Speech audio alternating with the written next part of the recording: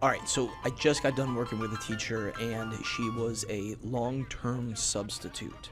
And she wanted to take everything from her school Google Drive and move it to her personal so that if she gets a long-term sub gig somewhere else, she's going to be able to keep that material. This is where we are going to use Google Takeout. So the first thing that I'm going to do is I'm going to go to our account inside of Google.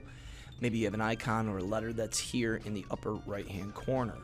We're going to go down to where it says manage your Google account. Click on it.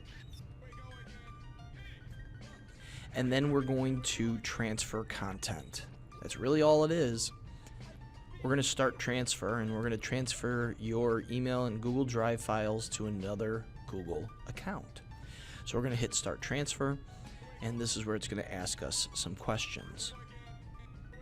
They're going to ask us to enter an email address and send that code. So I'm going to type in what I would like to send it to, and then I'm going to enter the code once I get it in that email.